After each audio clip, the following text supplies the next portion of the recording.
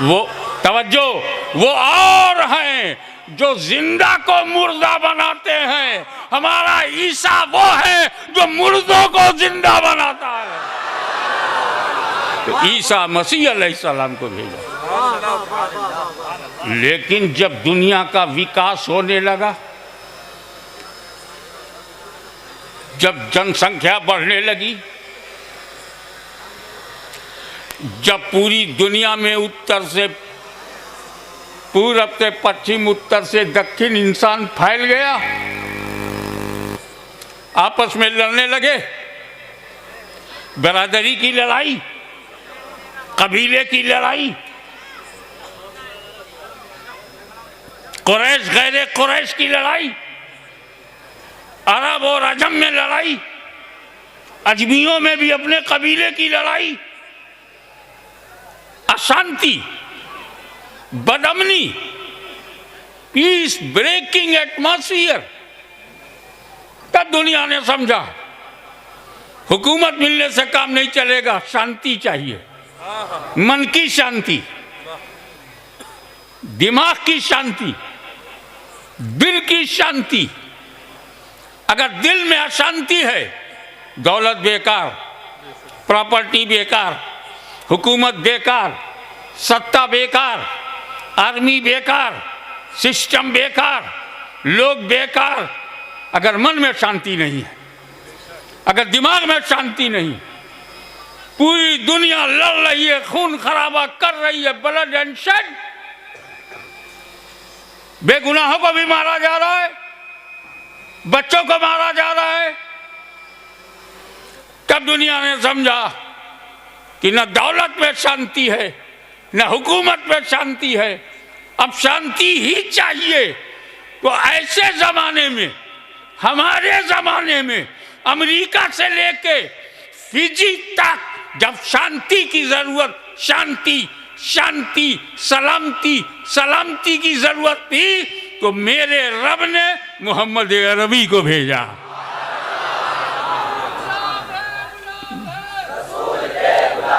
और पैगंबरे अमनो शांति बना के भेजा। ऐसा नहीं है कि उन्होंने अपने नाम से धर्म चलाया हो। बहुत धर्म है जो किसी के नाम से है।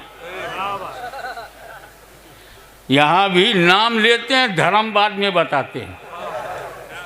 हम पूछते हैं रिलीजियन का नाम बताओ, तो पूरा मध्य प्रदेश चुप। रिलीजियन का नाम बताओ। पुराना, ये कोई रिलीजियन हुआ? कदीम, ये कोई रिलीजियन हुआ? सनातन उसी का पर्यायवाची शब्द है। ये तो आप पीरियड बता रहे हो, मैं रिलीजियन पूछ रहा हूँ। कोई पुराना है, कोई नया है, तो ये तो समय हुआ ना। धर्म कहाँ, रिलीजियन कहाँ? और जब रिलीजियन आया तो वो नामों से चल पड़ा। क्रिश्चियनिटी आई, आप कौन है? जी मैं क्रिश्चियन हूँ। आप क्रिश्चियन हैं? हाँ, क्राइस्ट से क्रिश्चियन। आप बुद्धिस्ट हैं? हाँ, गौतम बुद्ध से बुद्धिस्ट। लेकिन हम मोहम्मद से मोहम्मदन नहीं, मुसलमान हैं।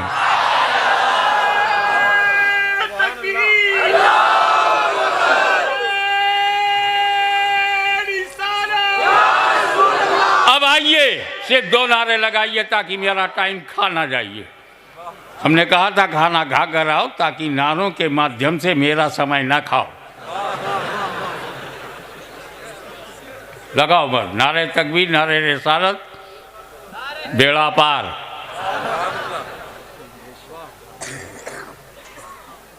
और जो दीन, जो religion given by holy prophet is इस्लाम।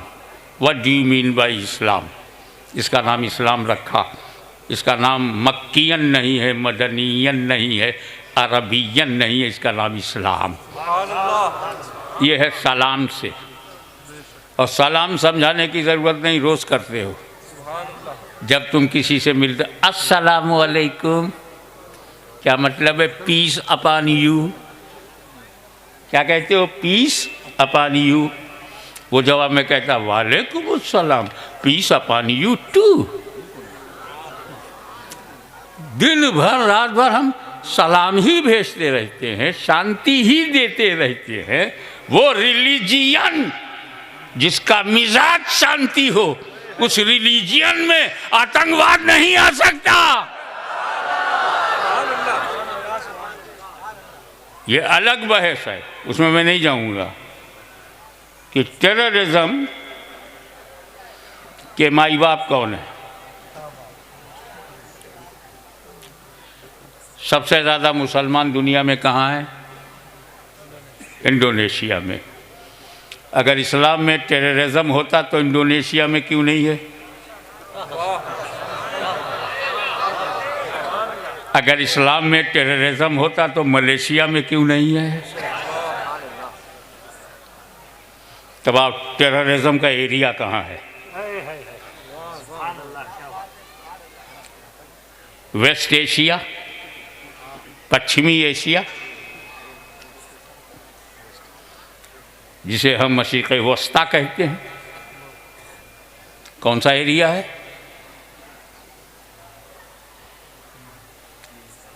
अरब।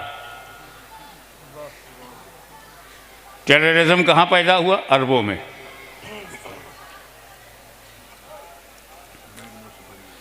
सबसे ज़्यादा अरब में कौन है? हिंदू हैं, मुसलमान हैं कि ईसाई? सबसे ज़्यादा कौन है? मुसलमान है। और टेररिस्ट सब मुसलमान हैं और मुसलमानों को मार रहे हैं।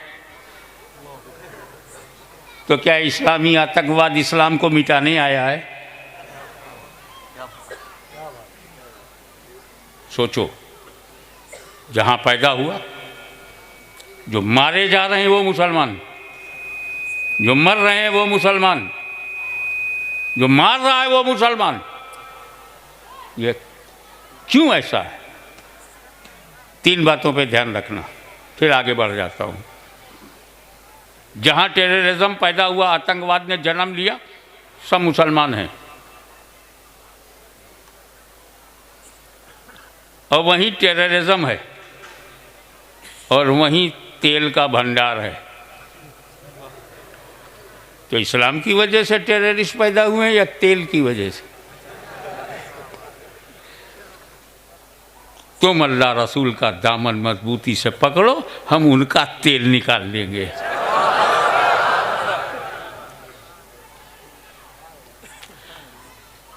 तब अल्लाह ने जो दीन दिया उसका नाम रखा इस्लाम।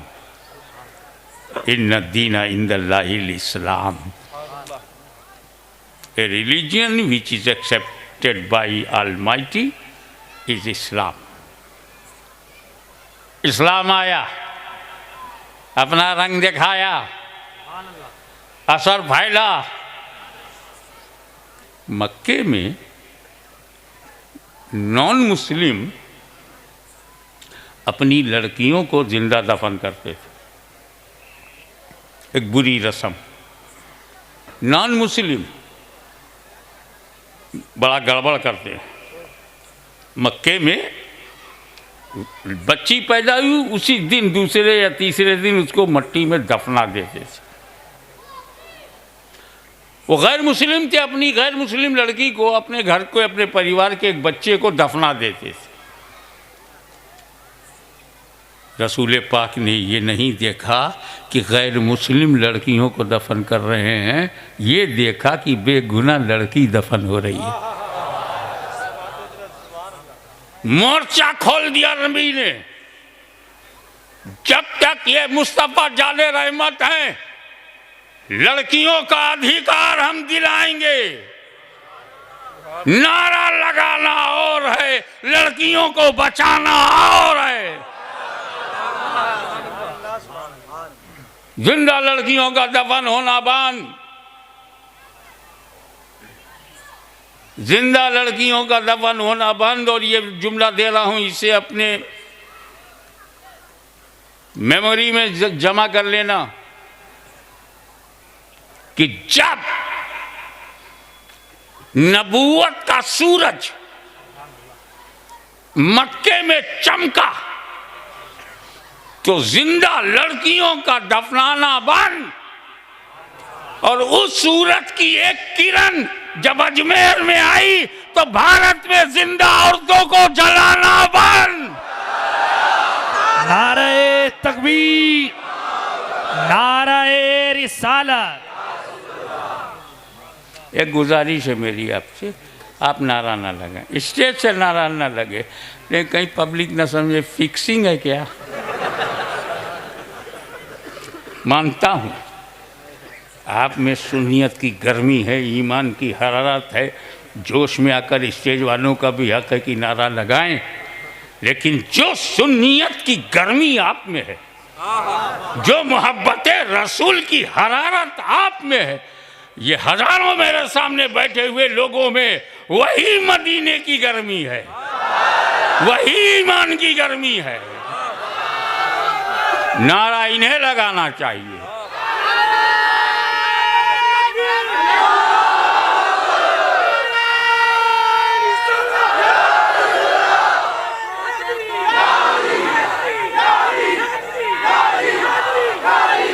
और नारा इसलिए लगाने का आपका हक है, आप मेरे लिए आए हैं, मैं तुम्हारे लिए आया हूं।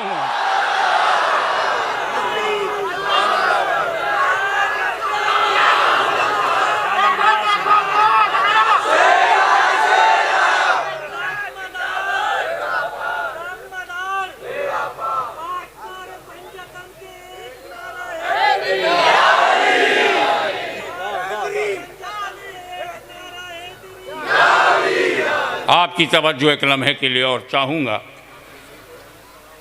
इस्लाम आया, शांति संदेश आया, सलामती का पैगाम आया, पैगंबर अमन शांति लाया। जो हमें दीन दिया वो रिलीजियन ऑफ पीस, और जो दीन लेके आया प्रॉफिट ऑफ पीस, जो हमारा क़िबला बना हाउस ऑफ पीस, और जो जन्नत हमें अता की पैराडाइज ऑफ पीस। हम तो पीसफुल जन्म सिद्ध अधिकार है।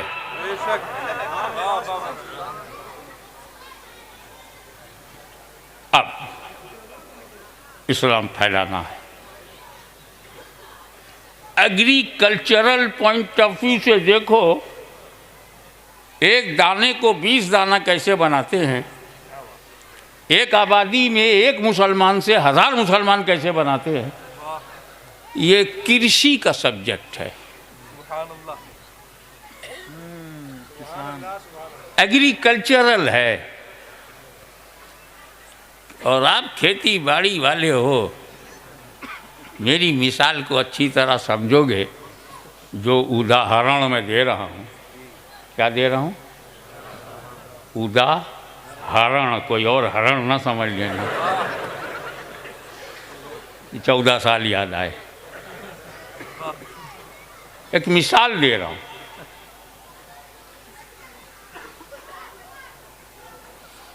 खेती के लिए 3 बात बहुत ज़रूरी है।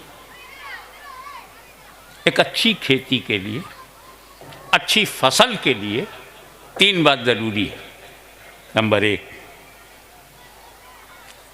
ज़मीन जानदार हो, मिट्टी अच्छी हो। नंबर 2, बीज सड़ा गला ना हो, स्वस्थ बीज, हेल्दी हो।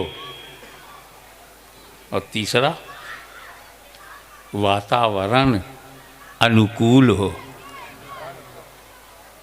जमीन है, बीज है, मौसम फेवर में नहीं है, फसल नहीं होगी। जो फसलें बर्फिस्तान में होती हैं, रेगिस्तान में नहीं होंगी।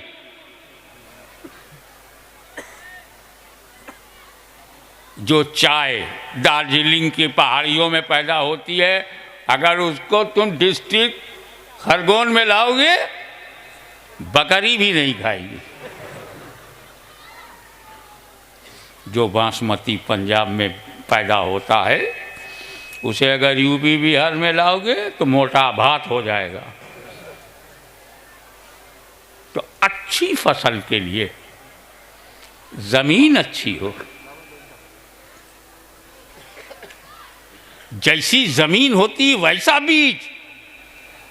पंजाब की जमीन पर अलग बीज है, बिहार की जमीन पर अलग बीज है, चावल ही पैदा करना है, बंगाल की जमीन पर अलग बीज है। और बीज से ही फसल होती है। जब रसूल पाक ने सोचा कि इस्लाम को अरब के बाहर कैसे भेजा जाए और इस्लाम की खेती कैसे डेवलप करे, तो अपने बीज भंडार से जो बीज चुना और इराक के बेवफाओं को समझाने के लिए भेजा, उसी बीज को गौसे आजम कहती है।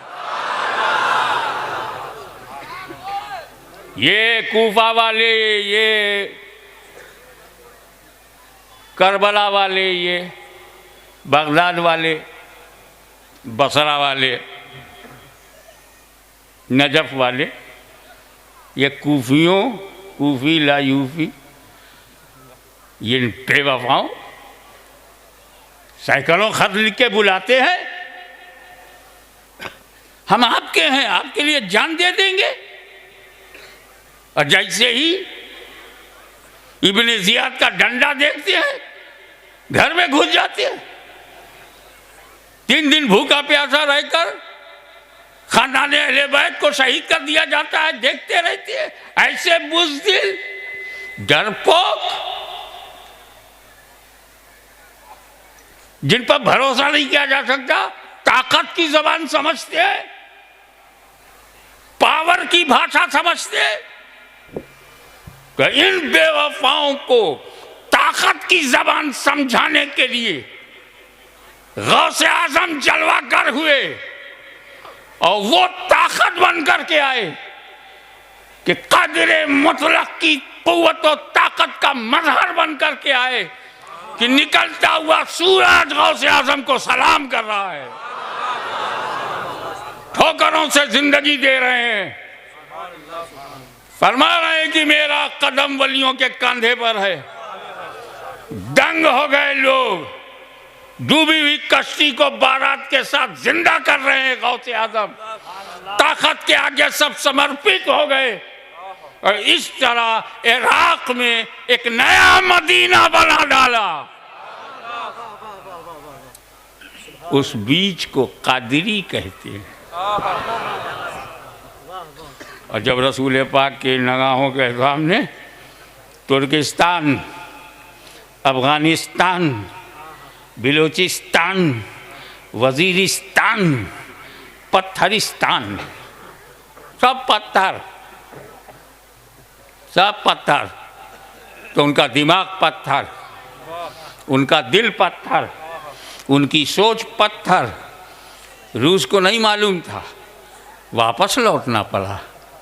सुपर पावर को भी नहीं पता था, अपना फौज लेके वाशिंगटन जाना पड़ा। पत्थरों से टकराओगे तो क्या होगा? ऐसे पत्थर दिलों में कौन सा बीज भेजा जाए? तो मदीने के सरकारी बीज भंडार से जिस बीज को इन इलाकों में भेजा गया उसे नक्शबंद कहते हैं।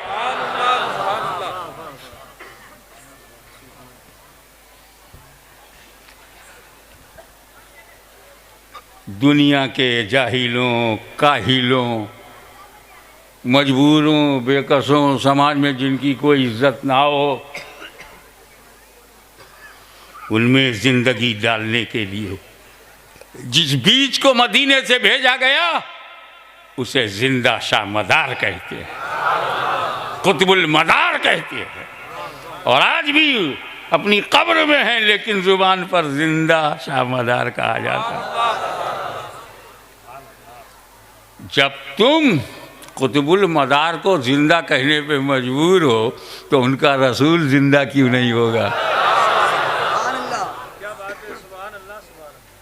फिर हुजूर के सामने भारत आया। उस वक्त ये भारत जो है उतना ही नहीं था जितना आज है, काफ़ी कट पिट गया। वरना हिंदुस्तान बड़े सगीर था, उपमहाद्वीप।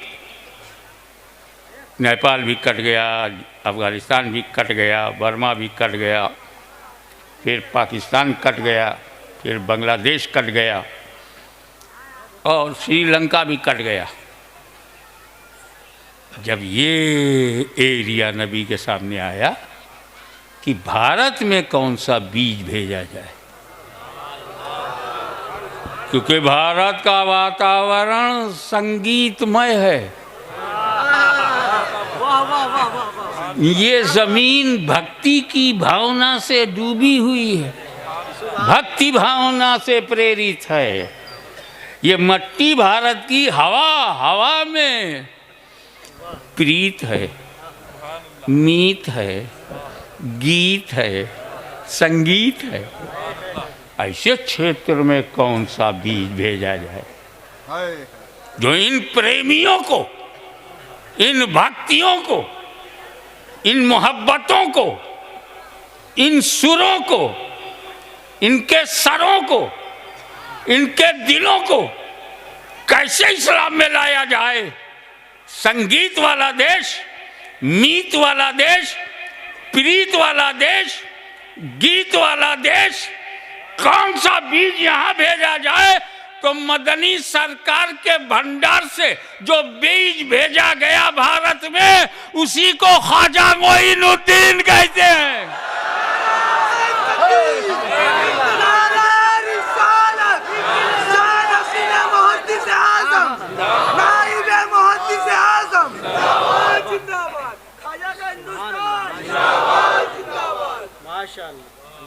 एक बात समझते चलो,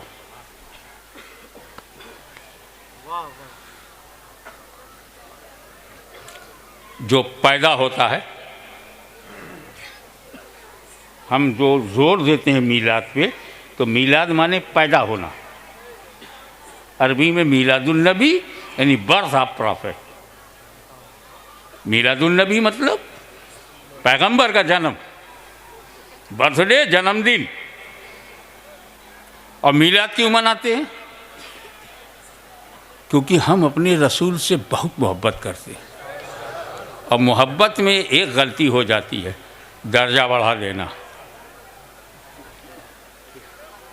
कुछ लोगों ने हज़रत अली से इतनी मोहब्बत की कि उन्हें मासूम बना दिया। कुछ लोगों ने और ज़्यादा मोहब्बत की, खुदा बना दिया। हम नहीं चाहते कि हमारे रसूल को कोई खुदा कहे, इसलिए हम कहते हैं रसूल का पैदा होना मनाते रहो। हम कहते हैं रसूल का पैदा होना मनाते रहो, जन्मदिन मनाते रहो, क्योंकि जो पैदा होता है वो खुदा नहीं होता।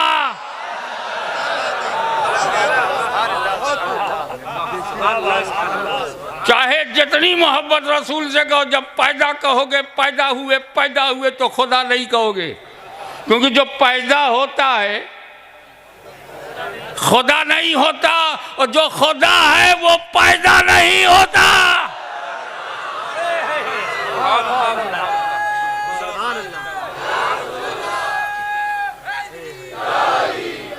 खुदा का जन्मदिन नहीं, और जन्मदिन मनाते हो तो मानो खुदा नहीं है।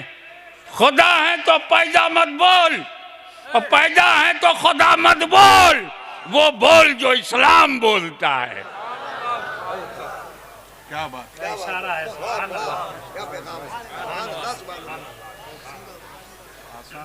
जन्म, हमें जन्म में तो हर आदमी शून्य है।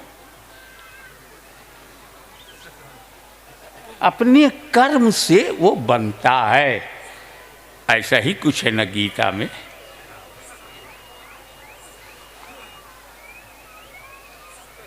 कर्म सर्वश्रेष्ठ है, और ये भी तो है कि अगर कोई अपने कर्तव्य पालन से विचलित हो जाए तो मनुष्य के रूप में भी वो पशु है, उसका वध पशु वध है, मानव वध नहीं है।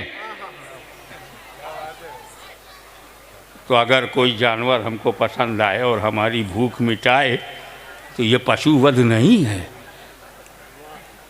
ज़रूरत है।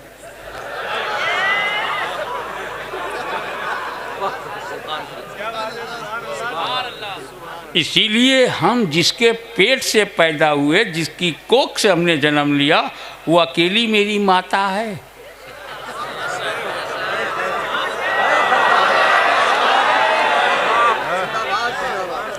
पुत्र वही है जो कोख से जन्म ले और माता वही है जो अपने कोख से पुत्र को जन्म दे।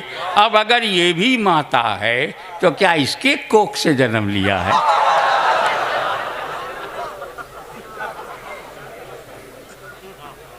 एक बात स्पष्ट है, माँ का दर्जा बहुत हाई फाई है, माँ का हक ज़्यादा है, बाप की शान ज़्यादा है। तो शान वाले बाप को भी मेरे नौजवान लोग कभी अपने बाप को ना बोलना और ना अपनी माँ को। उसका दूध पिया है। जानते हो, हम बहुत लायक बेटे हैं, हम सब कितने करोड़ हैं भारत में, सब बड़े लायक हैं। हम इसलिए लायक हैं कि माँ का दूध हम पीते हैं, बेचते नहीं।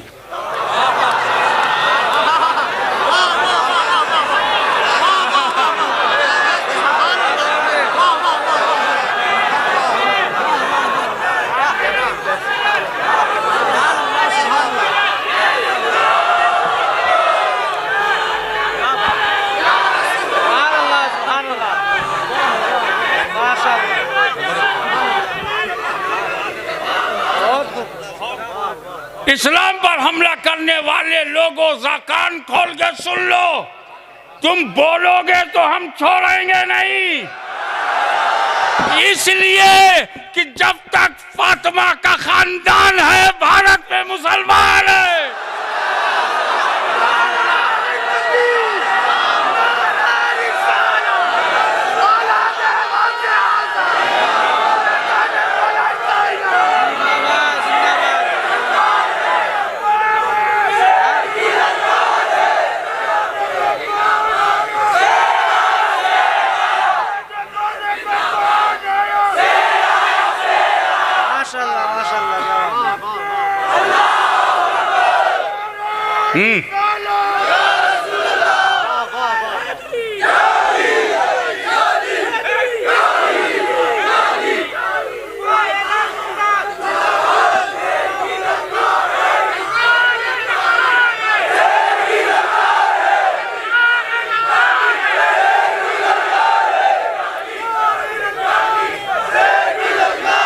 वो इस्लाम जिसमें नबी की नबूवत, सिद्दीक की सदाकत, फारूक की अदालत, उस्मान की सखावत, अली की शुजात, अरे जिस इस्लाम के दरख्त की जड़ों में इमाम हुसैन का खून है, मिटा नहीं सकोगे।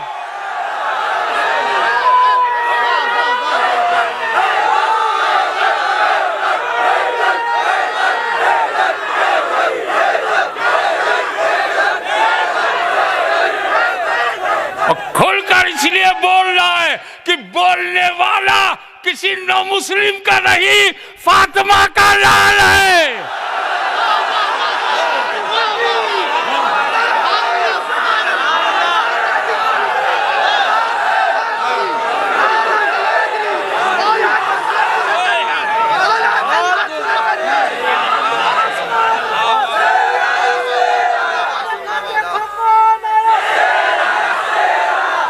आप तवज्जो से एक बात समझिए कि जन्म से सब शून्य होते हैं। अपने कर्म से कोई पुलिस होता है, कोई चोर होता है, कर्म से कोई राजा बनता है, कोई रंक बनता है, कर्म से कोई मंत्री बनता है, कोई संतरी बनता है, कर्म से ही चरित्र निर्माण बाद में होता है। बच्चा पैदा हुआ तो जीरो। और जब उसने कोई काम किया देश हित में किया, भारत को सुरक्षा दिया, भारत शांति फैलाई, भारत को अपना समझा। हमें मुसलमान से ज़्यादा भारत को अपना कौन समझ पाएगा? जीते जी भारत की ज़मीन पे और मर जाए तो 2 गज भारत ही की ज़मीन में। हम दरियाओं में तैरते हुए नहीं मिलते।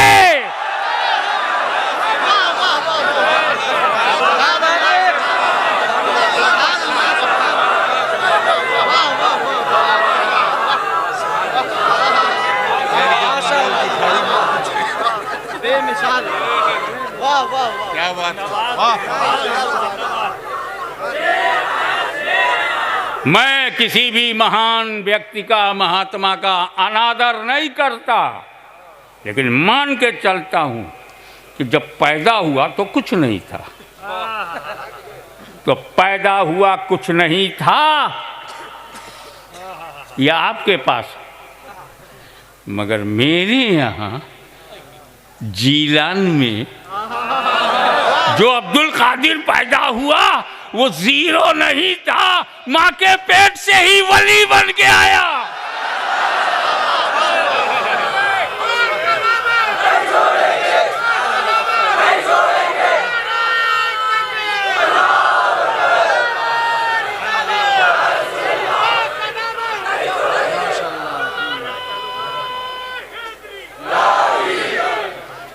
हमारा जो नबी आया, नबीउल उम्मी बनकर आया। कहते हैं माँ को, उम्मुल मोमिनीन, मोमिनीन की माँ। तो नबीउल उम्मी, माँ जाए नबी। अब चूंकि ये गौसे आजम से भी बड़े हैं, उनको विलायत पेट में मिली, और मेरे नबी की नबूवत तो आदम से पहले।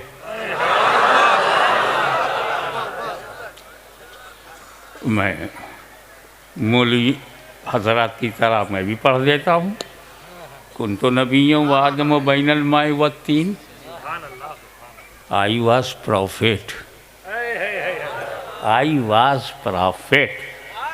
मैं नबी था। कब? Adam was between soil and water.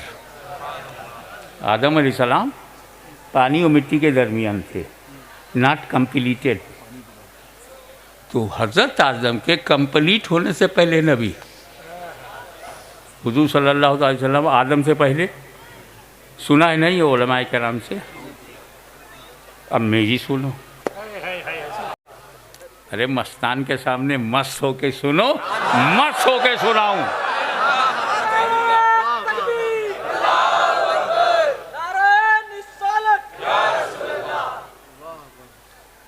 ये तो पहचानने के लिए बंगलोरी है, वरना ये तो मदीने की लोरी है।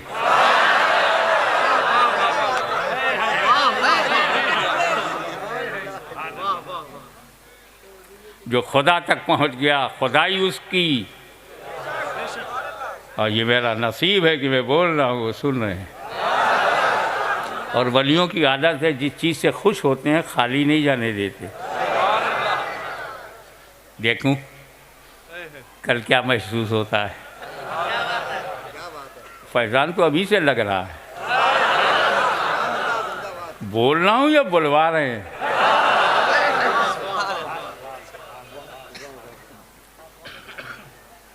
आदम से पहले नबी। अब एक बार बताते चलो, दुनिया में पहला आदमी कौन? आदम अलैहिस्सलाम। पहला आदमी आदम, आदम के बाद आदमी। तो जितने लोग पैदा हुए सब आदम की औलाद।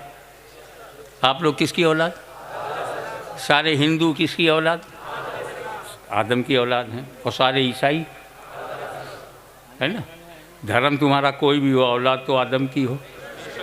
और जहाँ भी पैदा होंगे आदम ही की औलाद होंगे। चाहे कोई मक्के में पैदा हो, किसकी औलाद? मदीने में पैदा हो तो किसकी औलाद? कुछौछा में पैदा हो तो किसकी औलाद? मथुरा में पैदा हो तो किसकी औलाद? अयोध्या में पैदा हो जो किसकी औलाद? तो सबके पूर्वज आदम हैं। तो आदम की तरफ पलटो। आदम तेरे दादा, मेरे दादा, सबके दादा, कर ले वादा। अब आदम के घर में क्या है? तौहीद, उलूहियत, वहदानियत। तो आदम के घर में ला इलाहा इल्लल्लाह। तो आदम का घर, उसके अंदर ला इलाहा इल्लल्लाह। तो जो ला इलाहा इल्लल्लाह आज कहेगा वो आदम के घर में है। हम लोग आदम के घर में हैं।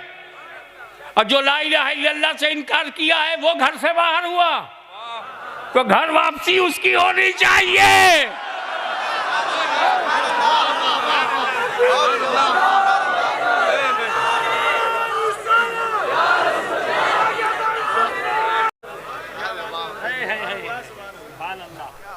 तो आदम के बाद आदमी है।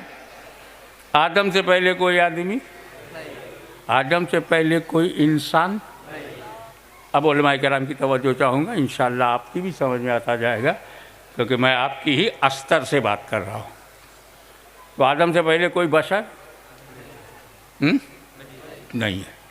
और हुजूर कहते हैं मैं आदम से पहले नबी।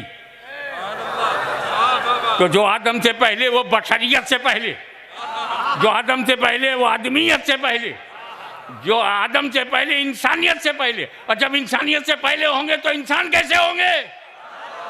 बशरियत से पहले होंगे तो बशर कैसे होंगे?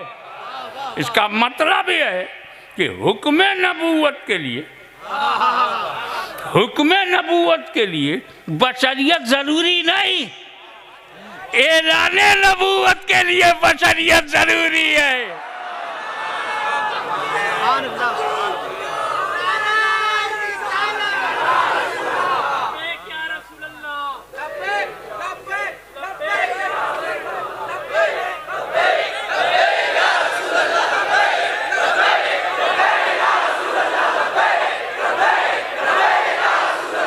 सल्लल्लाहु अलैहि नबी वालेही सल्लल्लाहु अलैहि वसल्लम सलातन व सलामन अलैका या रसूल अल्लाह। तो मेरा गौस जन्म से वली, अब वहाँ किसने बनाया?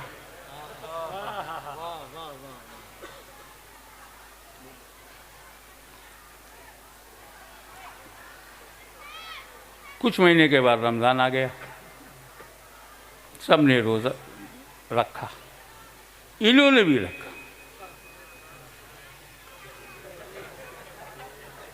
क्योंकि भूखा रहने की तो उम्र शरीयत में है नहीं। भूखा वही रहेगा जो आकिल हो, जो बालिग हो। नमाज के लिए शर्त है आकिल हो, बालिग हो। हज के लिए शर्त है। न खाने के लिए कौन सी उम्र है? कि जहाँ छूट थी वहीं पर अमल था। पैदा होते ही नमाज नहीं पढ़ी, रोज़ा रखा। रोज़ा में ना खाने का नाम रोज़ा है। और जैसे ही मगरिब की अजान हुई, ज़ोर ज़ोर से चिल्लाने लगे, demand, my holy mother come to me and feed me. माँ ने लिया गोद में, दूध पिलाया, खुद भी रोज़ा खोल रहे हैं, बेटा भी रोज़ा खोल रहा है। इफ्तार माँ भी कर रही है, बेटा भी एट दी सेम टाइम। बात आई गई, चर्चा होने लगा कि अबू सालेह जंगी दोस्त के घर में एक बच्चा है, बड़ा सच्चा है, इंतहाई अच्छा है। हमारे यहाँ भारत में तो जवान भागता है रोज़ा रखने से, ये बच्चा है मगर सच्चा है। चर्चा का विषय बन गया पूरे जिलान में शोर। अगला रमज़ान फिर आया,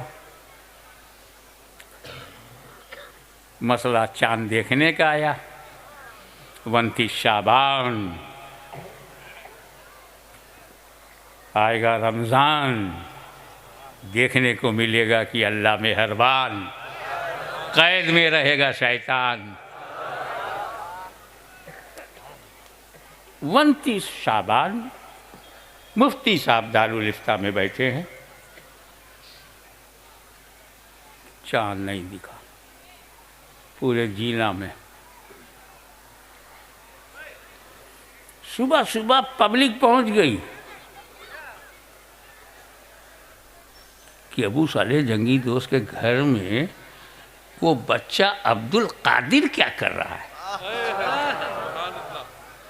तो बाप ने बताया कि हाँ, उसकी माँ कह रही थी कि सहरी के बाद से अब तक किसी ने दूध नहीं पिया। माँ ने बहुत कोशिश किया, मुंह हटा लेते। माँ ने बहुत कोशिश किया, मुंह हटा लेते।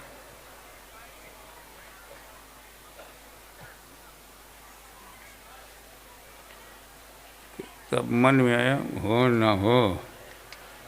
न हो, चाँद निकला है। लेकिन गौसे आज़म की यह करामत शरीयत में शहादत नहीं है। शहादत का इंतज़ार करते रहे, दिमाग तो शरीयत को मान रहा था, मगर दिल में हो न हो, चाँद निकला है।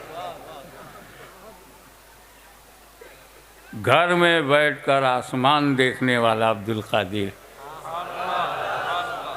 घर में बैठकर आसमान तक जिसकी नजर बचपने में हो, जब बचपन में नजर ऐसी है तो 55 में नजर कैसी होगी।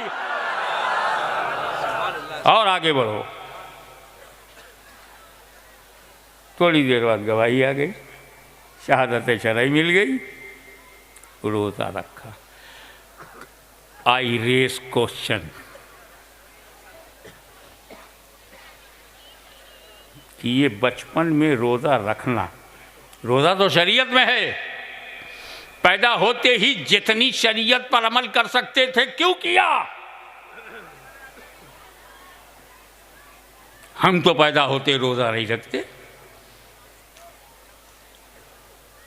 उलमाए रब्बानीयीन की एक लंबी फहरिस्त से नूरानी सिलसिला है। हमने तो नहीं सुना कि मुजद्दिद आज़म ने पैदा होते ही रोज़ा रखा, मुहद्दिस आज़म ने पैदा होते ही रोज़ा रखा, सदरुल्लाह फाजिल ने पैदा होते ही। ये वो लोग हैं जिसको पकड़ ले जन्नती हो जाए। ये बरेली तक नहीं है, मदीने तक है, ये मुरादाबाद तक नहीं है। मेरा अशरफ की छवि खुद मदीना बन गया। मगर गौसे आज़म ने शरीयत पर अमल किया, हम नहीं करते। वजह what is it's reason, logically बताओ, तर्कसंगत बात ये है। हमारे घर में जो बच्चा पैदा होता है वो फितरते बशरियत पर पैदा होता है। अब आपका बच्चा पैदा हुआ, फितरते इंसानियत पर पैदा हुआ है। उसे मुसलमान बनना है, शरीयत पर अमल करना है। आखिर बालिग हो जाएगा तो शरीयत के हुक्म पर चलेगा। हमारे घर में बच्चे पैदा होते हैं, फितरते बशरियत पर पैदा होते हैं। आगे चलकर शरीयत के मुताबिक होना है। और गौसे आज़म फितरते शरीयत पर पैदा हुए हैं, आगे चल के मसीहत पर अमल करना है। इसका वाज़ेह फर्क यह है कि जब हम कुछ पीते हैं तो शरीयत से पूछते इजाज़त है कि नहीं। हम जब कुछ खाते हैं तो शरीयत से पूछते हैं इजाज़त। झटके का गोश्त है, शरीयत ने कहा ना खाओ। ये खिंजीर है, ये शरीयत ने कहा ना खाओ। ये कुत्ता बिल्ली है, शरीयत ने कहा ना खाओ। पर अच्छा अच्छा तो खाओ।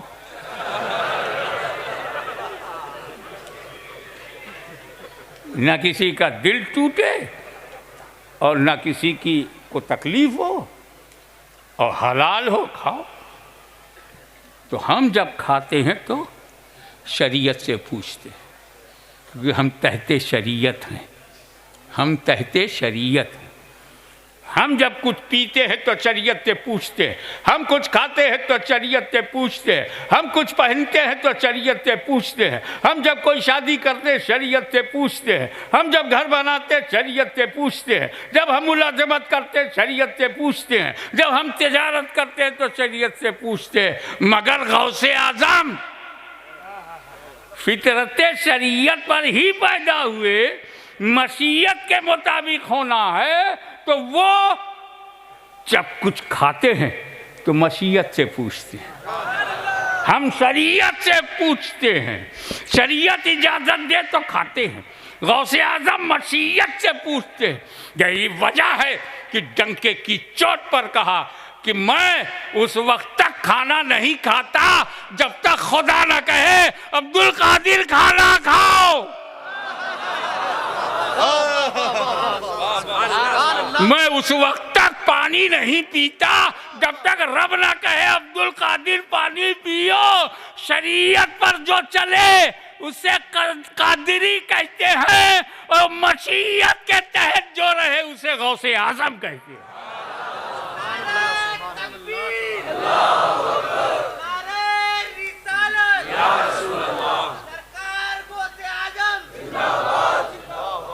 अब आइए इस बात पर कि भारत में बाहर से दो किस्म के मुसलमान आए। गड़बड़ मत करो, नो मिक्सिंग, नो फिक्सिंग। देसी घी को डालडा मत बनाओ, जानवर को अम्मा मत बनाओ। अम्मा का आदर करो, अम्मा की इज्जत करो। उनके पैर के नीचे तेरी जन्नत है, पशुओं के पैर के नीचे हमारी जन्नत नहीं है। खुल के इसलिए बोलता हूँ कि तुम भी बोलने लगे हो तो जैसी कहोगे वैसी सुनोगे। अगर यजीद आता रहेगा तो हुसैनी भी आते रहेंगे।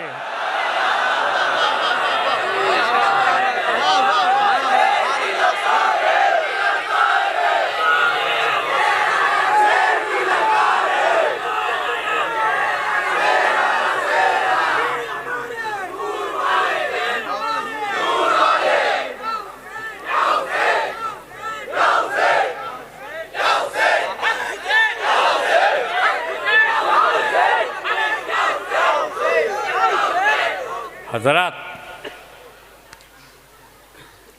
दो किस्म के आए। बाहर से दो प्रकार के मुसलमान भारत में आए। एक ज़मीन के लिए आया, ज़मीन के लिए। वो दीन धर्म नहीं देखा।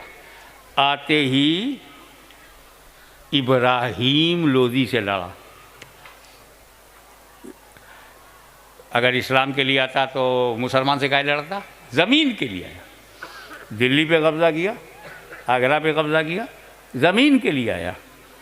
11,000 सेना लेके आया, ज़मीन के लिए आया। तीर लाया, तलवार लाया, और सुना है तोप भी ले आया, ज़मीन के लिए।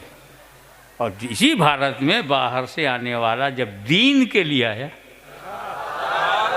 मुसल्ला लेके आया, तस्वीर लेके आया, पियाला लेके आया, मोहब्बत लेके आया, शांति लेके आया, सलामती लेके आया, तौहीद लेके आया, नबूवत का पैगाम लेके आया। जो ज़मीन के लिए आया वो हथियार लेके आया, खून खराबा किया। जो दीन के लिए आया वो हथियार नहीं, किरदार लेके आया। दोनों में फ़र्क है। जो लोग हथियार लेकर आए वो हमारे नहीं हैं, हमारा वो है जो किरदार लेके आया। अब दिल में ये जुमले को रख लो, जो ज़मीन के लिए आया उसे बाबर ज़हीरुद्दीन कहते हैं। तवज्जो, जो ज़मीन के लिए आया उसे बाबर ज़हीरुद्दीन कहते हैं, और जो दीन के लिए आया उसे ख्वाजा मोइनुद्दीन कहते हैं।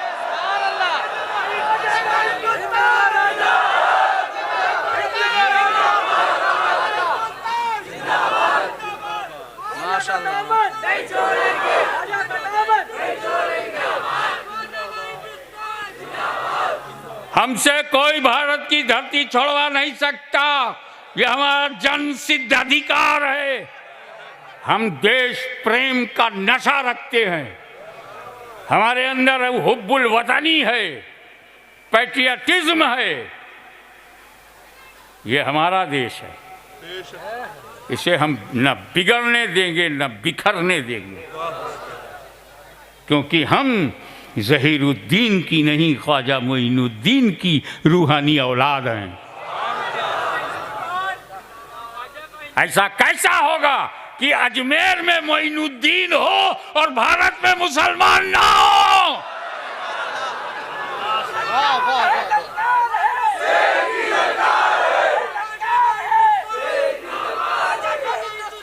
जिन सुन्नियों के पास गौसे आजम हो, मदारे आजम हो, ख्वाजा आजम हो, मखदूम आजम हो, उनके आगे तुम्हें झुकना पड़ेगा। हमें तुम्हारे कदमों में झुकने की जरूरत नहीं। एक बात हो, कल भी शांति की जरूरत थी, आज भी शांति की जरूरत है, और हमें शांति का सबक, हमें शांति का पाठ जो ख्वाजा मोइनुद्दीन ने पढ़ाया है वो सुनो। अब भारत में आना है तो कहाँ जाएं? कौन हृदय सम्राट है, कौन शक्तिशाली है? हम लोग जब घर रहते हैं तो कहते हैं अपने एरिया में होता तो अच्छा था। वो भी जब मकान ढूंढते हैं मुस्लिम एरिया में आते हैं, कहीं नहीं यहाँ तो सब गोश्त की महक आएगी, अपना एरिया होता। अबे एरिया वालों, कब भारत वाले बनोगे? तो ख्वाजा साहब क्या कह रहे हैं, सबसे डेंजर जगह कहाँ है, सबसे खतरनाक जगह कहाँ है? बोले बहुत, आंख बंद करके तीर चलाता है। आंख बंद करके जब तीर चलाता है लोगों को अर्जुन बाण याद आता है। अल्लाहू अकबर, ऐसा कहा जाता है। उसी के राज में आए, अन्ना सागर के सामने डेरा जमा दिया, क्योंकि वजू ज़रूरी है, पानी ज़रूरी है। राजा के सेना नूरानी शक्लों को पहचान नहीं पाए। जो अंधेरे में रहे वो उजाले को क्या जाने। ये कौन सी नई सूरत है, नया मॉडल है? ऐसा तो उन्होंने देखा ही नहीं, क्योंकि जन्नती सामने आया ही नहीं।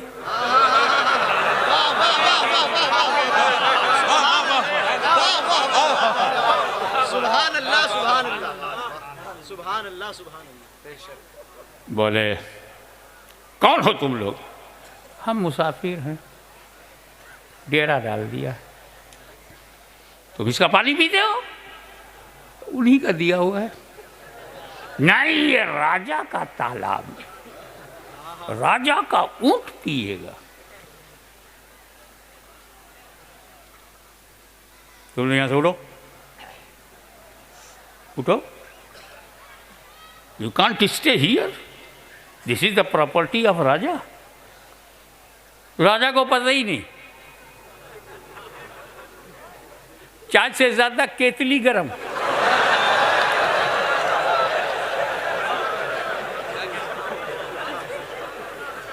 राजा नहीं बोलता।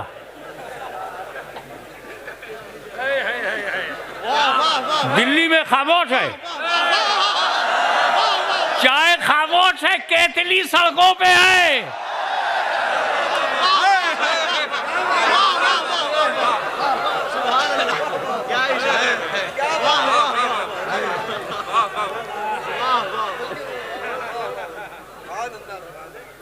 उठ जाओ, तो यू कान सिट हियर, तुम यहाँ नहीं रह सकते। गरीब नवाज ने क्यों, यहाँ ऊंट बैठेंगे।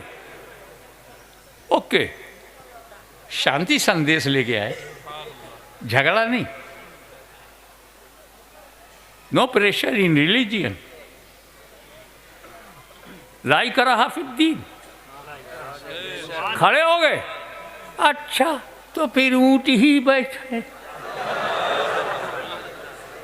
चले गए दूर। शाम हुई, ऊँटों को तबेले में ले जाना। ऊँटों को उठाया, ऊँट उठ ही नहीं रहा। मारने लगे तब भी नहीं उठ रहा, डंडा टूट गया, ऊँट उठता ही नहीं। मैंने आलमे ख्याल में ऊँट से पूछा, तू बैठा क्यों, बैठा क्यों? कहा राजा के हुक्म से। उठता क्यों नहीं? ख्वाजा के हुक्म से। सुभान अल्लाह, सुभान अल्लाह, वाह वाह वाह।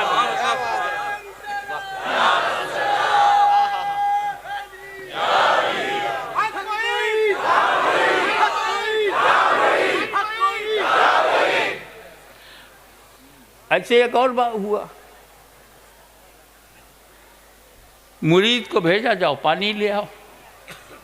अना सागर से उन्होंने पानी लिया। नहीं ले जा सकते, राजा का घोड़ा पानी पिएगा, ये चिड़िया है, पक्षियां हैं, ये पानी पिएंगे, ये पशु पानी पिएंगे, तुम नहीं पी सकते। छोड़ दिया। और गरीब नवाज के पास गए, सरकार राजा के सेनानियों ने पानी पे प्रतिबंध लगा दिया, नहीं लाने दिया। गरीब नवाज मुस्कुराए, का बेटा पानी पे प्रतिबंध पहली बार नहीं लगा, पानी पे प्रतिबंध पहली बार नहीं लगा है। इससे पहले मेरे दादा इमामे हुसैन दरियाए फरात के पानी पे प्रतिबंध यजीद ने लगाया था। यह और बात है, तब यजीद था, आज पलीद है।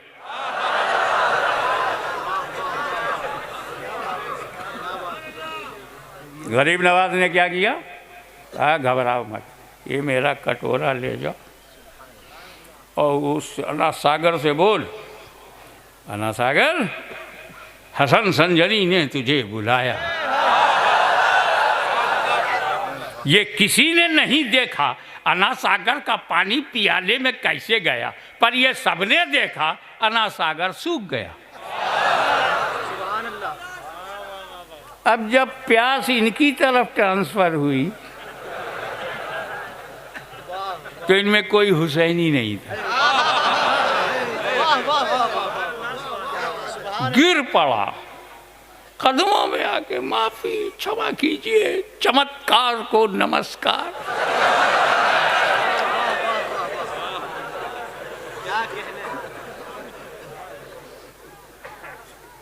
शांति संदेश लाए थे, भारत में शांति स्थापित करनी थी, आत्मा का शुद्धिकरण करना था, मन को शांत करना था, मस्तिष्क को शांत करना था और सलामती का पैगाम समझना था। कुछ नहीं कहा, माफ कर दिया, कहा जाओ प्याला उंडेल लो। ये किसी ने नहीं देखा कि प्याले से पानी कैसे अना सागर में गया, पर ये सबने देखा कि अना सागर लबालब भर गया। सवाल करने वाले ने मुझसे पूछ लिया, और यही मेरी तकरीर का आखिरी टुकड़ा बड़ा कीमती है। सवाल करने ने मुझसे पूछ लिया कि पानी पे प्रतिबंध इमाम हुसैन पे लगा, और पानी पर प्रतिबंध गरीब नवाज पे लगा। इमाम हुसैन के बेटे के बेटे के बेटे के बेटे पूरा सजरा हो तो लाइन पता चले कि बेटे गरीब नवाज, इमाम हुसैन की औलाद, गरीब नवाज के वालिद के वालिद के वालिद के वालिद के वालिद, आखिर बिल आखिर इमाम हुसैन। दादा पे प्रतिबंध लगा तो प्यासा रहा, पोते पर लगा तो पानी खिंचवा लिया। तो गरीब नवाज का दादा करबला के मैदान में पानी को हुक्म क्यों नहीं दिया हाय कि खेमे में आ जाए? पानी खुशी से उछलता हुआ आता।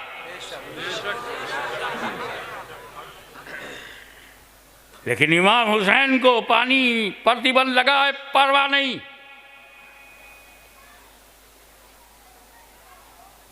डटे हुए हैं अपने मौकफ पे, जमे हुए हैं अपने इरादे पे। जब वादा कर लिया है कि पानी नहीं पीऊंगा, मेरा रब मुझे प्यासा देखना चाहता है, मैं उसकी पसंद को पूरी करूंगा। हद तो ये है कि जब हज़रत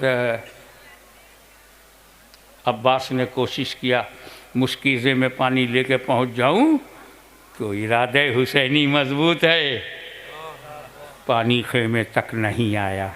तफसील अलग है, लेकिन खेमे तक पानी नहीं आया। जहां जहां से पानी आ सकता था, इमाम हुसैन की रूहानियत ने नहीं आने दिया, ताकि जिस रूप में मेरा रब राजी है उसी रूप में रहूंगा। यह अटल फैसला था। एक खदशा था, सरकार बुरहानपुर के शहजादे यहाँ मौजूद है, कि मैं आपको नजर करता हूँ। एक खदशा था,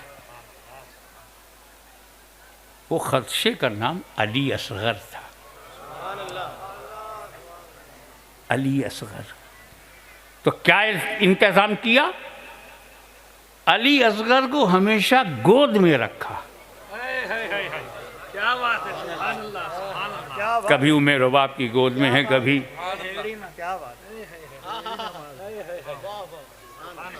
कभी अपनी फूफी की गोद में है, कभी माँ की गोद में है, कभी अब्बास ने गोद लिया, कभी इमाम हुसैन ने गोद लिया। और जब सब थक गए और सबको सोना है, तो सब जमीन पे सो रहते थे। इनके लिए एक झूला बनाया गया, झूले पे लेटाओ अली असगर को, जमीन पे नहीं। इमाम ज़ैनुल ज़मीन पे लेटे, अब्बास ज़मीन पर लेटे, अली अकबर ज़मीन पे लेटे, कासिम ज़मीन पे लेटे, सैयदा ज़ैनब ज़मीन पर लेटी। आखिर अली असगर को ज़मीन पे क्यों नहीं रखा गया? क्योंकि खदशा था, अली असगर प्यासा है, अगर ज़मीन पर लेटाया तो इसकी एंडियों की रगड़ से कोई नया कुआं ना आ जाए।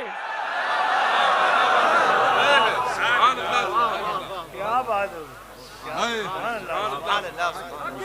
क्योंकि इसी का दादा काबे में जब प्यासा था, माँ पानी ढूंढती रह गई, पलटी तो देखा इस्माइल अलैहिस्सलाम की एंडियों की रगड़ से आबे जमजम वजूद में आ गया।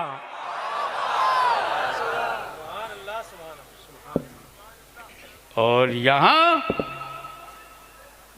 गरीब नवाज का मामला दूसरा है। दोनों की, इमाम हुसैन की और गरीब नवाज की ड्यूटी अलग अलग है। मिक्सिंग मत करो, घालमेल मत करो।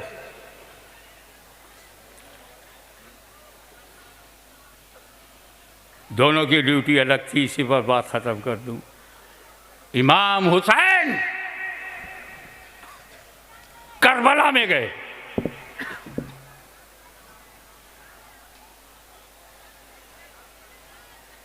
दीन बचाने को।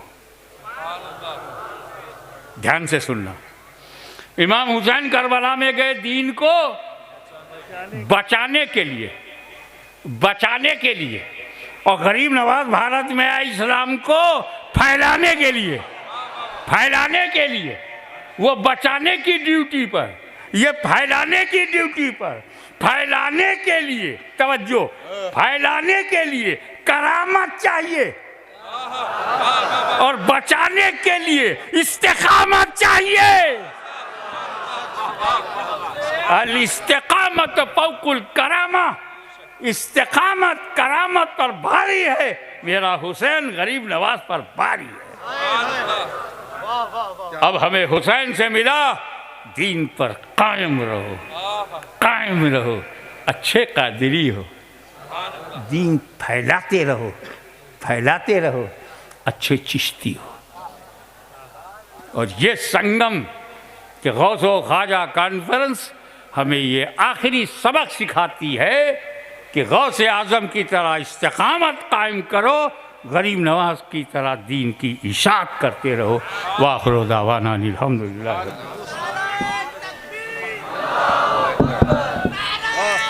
एक ही बल पर या नबी सलाम अलैका, या रसूल सलाम अलैका, या हबीब सलाम